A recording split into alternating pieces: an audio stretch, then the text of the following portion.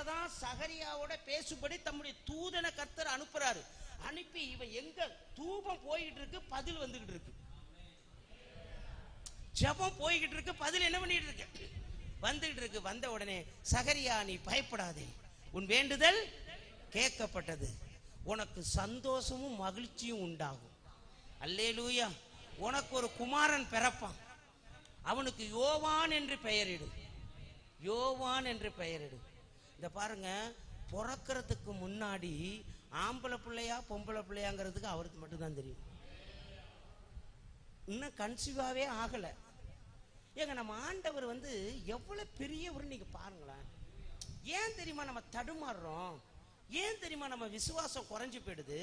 நம்ம ஆண்டவர் அறிகிற அறிவுல நம்ம இன்னும் அறியல. அதுதான் மேட்ரே. பாருங்க, கன்சீவே ஆகல, இதுக்கு பிறகுதான் அவன் மனைவியே போய் சந்திக்கணும்.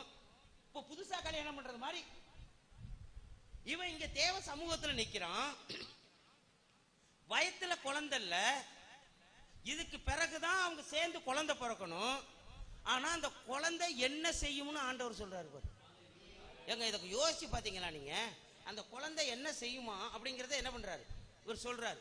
அந்த குழந்தை பேரை வைக்கிறார். உங்களுக்கு எனக்கு பேர் வச்சது கர்த்தர் தான். அல்லேலூயா, அல்லேலூயா.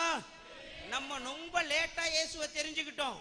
இந்த உலகம் தோன்றாத்துக்கு முன்பாகவே உங்களை அவர் தெரிஞ்சிருக்கிறாரு, உங்களை ஊழியத்துக்கு அழைச்சிருக்கிறாரு. நீங்க சாதாரண ஆளு கிடையாது.